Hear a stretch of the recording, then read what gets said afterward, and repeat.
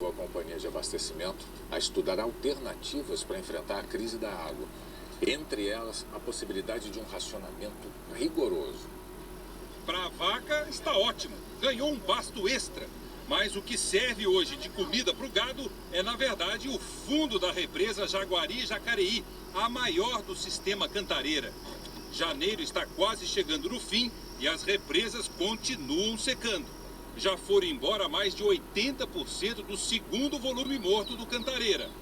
O sistema tem hoje 5,1% de sua capacidade. Para completar, as chuvas deste mês não ajudaram. Até agora choveu apenas a metade da média histórica. Hoje, ao acompanhar o governador Geraldo Alckmin num evento, o diretor de operações da Sabesp, Paulo Massato, disse que essa época de chuvas, 2014-2015, está ainda pior do que foi a de 2013 e 2014.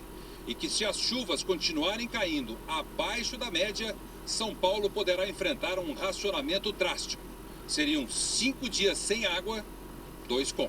Se for necessário, para não chegar no zero, na represa zero, não ter mais água nenhuma para distribuir, lá no limite, tá certo? Se as obras não avançarem na velocidade que nós estamos planejando, aí podemos correr esse risco de um rodízio drástico. Precisaria de um rodízio de 2 dias com água por 5 dias sem água. Antes da crise hídrica, eram retirados do Cantareira 32 mil litros de água por segundo.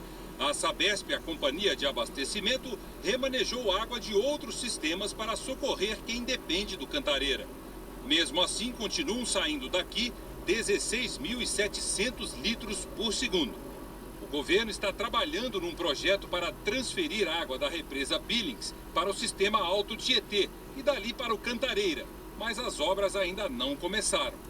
O governo também anunciou que a redução da pressão de água na capital e Grande São Paulo, que antes era só noturna, passou a ser também durante o dia. No fim da tarde, o presidente da Sabesp disse que as próximas medidas ainda estão em estudo. Nós não definimos nem que vai ter racionamento, nem a data eventual disso, muito menos, nem qual o modelo de racionamento. E nós estamos fazendo tudo para que, se chegarmos a essa situação, o fornecimento de água em locais fundamentais, críticos, como os hospitais e as penitenciárias, seja contínuo, não tenha descontínuo.